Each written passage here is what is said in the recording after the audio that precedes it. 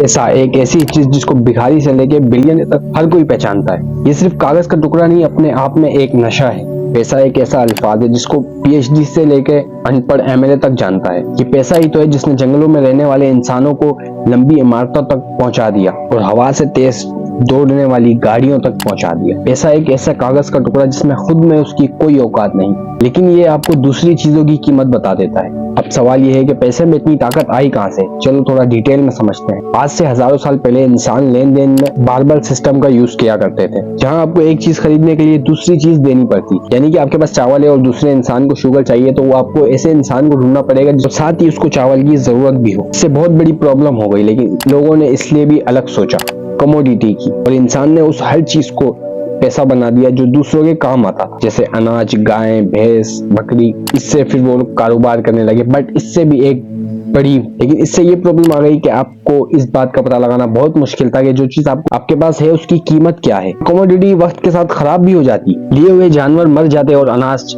सड़ जाता, और इंसान को कोई ऐसी चीज चाहिए थी जो यूनिवर्सल हो। शुरुआत होती है सोने से और चांदी से बने हुए सिक्कों की, लेकिन इस दो टांग वाले इंसान को इसमें भी प्रॉब्लम हो गई, क्योंकि वो वजनदार सोने को लेके घूमना फिरना और साथ ही चोरी का भी डर। तो सुनार और दूसरे लोगों ने मिलकर एक मशवरा किया और उन्होंने ये मसला निकाला कि आप अपना सोना हमारे पास रखवाएं और हमसे एक रसीद ले लें, एक कागज का टुकड़ा जिसमें लिखा होता कि मेरे पास आपका इतना सोना रखा हुआ है, जिसे IOU कहा जाता, शॉर्ट फॉर्म। मतलब कि मैं तुम्हारा कर्जदार हूँ, और जिसे दिखा के कभी भी लोग अपना सोना वापस ले जाते। और सबको ये आइडिया काफी अच्छा लगा और लोगों ने अपना सोना इनके पास रखना स्टार्ट कर दिया। तो ना लोगों को ये रियलाइज हुआ कि करने के बाद कोई अपना सोना लेने आता ही नहीं, सब रसीद दिखा के काम चला लेते हैं। सबको यकीन हो गया कि रसीद है तो सोना भी होगा, लेकिन और सुनार लोगों को लालच आ जाती है। उनके हाथों से बनी हुई रसीद ही पैसा बन गया। उन्होंने फर्जी रसीदें बनाना स्टार्ट कर दी। उनके पास सोना होता भी नहीं था, फिर भी वो रसीद बना देते, और ऐसे स्टार्ट हुआ दुनिया का सबसे बड़ा लीगल स्कैम जो आज भी चल रहा है। वो सोना संभाल के रखने की दुकान दुनिया की पहली बैंक थी, और वो रसीद दुनिया की पहली करेंसी। अगर मैं आपसे पूछूं कि एक बैंक कैसे काम करता है, तो आप क्या कहेंगे? आप कहेंगे कि हम जो पैसे बैंक में डिपॉजिट करते हैं उससे बैंक लोन देता है और उससे कुछ इंटरेस्ट चार्ज करके बैंक प्रॉफिट कमाता है। Simple, right? इसके हिसाब से बैंक की ऑपरेशन ऐसे होगी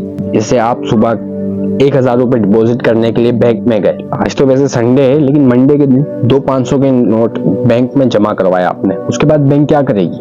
वो अपने रूल के हिसाब से 10% रिजर्व रखेगी, बाकी के 900 रुपए किसी और को दे देगी, और वो बैंक उस इंसान से ईयरली 12% लोन पे लेगी और आपको ईयरली 4% इंटरेस्ट देती है, और जो बीच का 18% आया वो बैंक की जेब में। इसी बेसिक पे दुनिया के सारे बैंक चलते हैं, लेकिन बैंक कभी भी ऐसा पैसा नहीं कमाते हैं, लेकिन अलग तरीके से। इसके पीछे एक बहुत बड़ी गेम छुपी हुई है, मैक्सिमम लोगों को नहीं पता।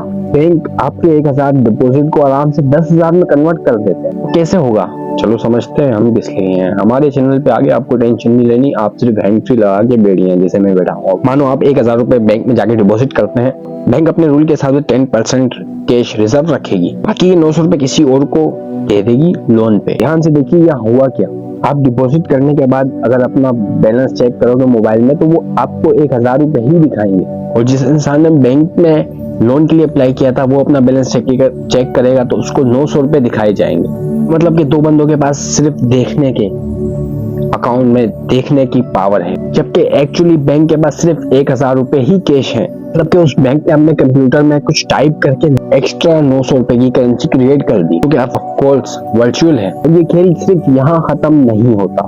जैसे कि जिस इंसान ने 900 रुपए का लोन अप्लाई किया, उसने ऐसे ही तो अप्लाई नहीं किया होगा, उसको किसी चीज की जरूरत होगी, और जब ये खर्च करेगा तो सिंपली इसके अकाउंट से खर्च होकर दूसरे के अकाउंट में चला जाएगा, और फिर से बैंक 900 रुपए का 10% रिजर्व रखेगा और बाकी के 810 रुपए किसी और को लोन पे दे देगा, और ऐसे करते करते बैंक 1000 रुपए के 10,000 वर्चुअल बना देता है। ऐसे ही हमारे पैसे से बिजनेस किया जाता है। तो आपको लगता है कि आपके पैसे बैंक में सेफ हैं, कि जब चाहे आप जाके निकाल सकते हो? ऐसा नहीं। सिर्फ 20 से 21% लोग भी एक साथ पैसा निकालने बैंक से जाएं तो बैंक पूरा पैसा आपको कभी भी वापस नहीं करेगा, क्योंकि उनके पास आपके सारे पैसे होते ही नहीं।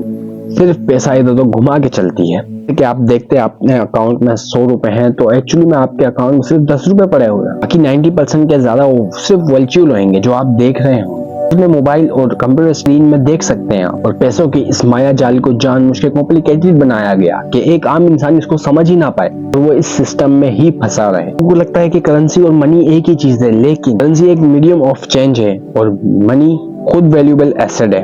आपके घर में पड़ा 1000 नोटों का बंडल रातों रात कागज हो सकता है अगर गवर्नमेंट उसको बंद कर दे तो, क्योंकि वो करेंसी है। लेकिन आपके घर में पड़ा सोने का सिक्का, चाहे दुनिया की गवर्नमेंट कुछ भी कह दे, उसकी वैल्यू वही रहेगी। तो इसलिए मैं आप लोगों को कहूंगा कि आप लोग पैसे को नहीं, सोने को घर में रखें। जैसे कोरोना के टाइम पे हो गया तो आप किसी को अपना मोबाइल से बैंक बैलेंस दिखा के पूरे साल का राशन नहीं ले सकते, लेकिन एक सोने का सिक्का देके पूरे साल का राशन ले सकते हैं। ये पैसा सिर्फ एक कागज है और इस कागज पे सबको भरोसा है और इस भरोसे पे दुनिया कायम है।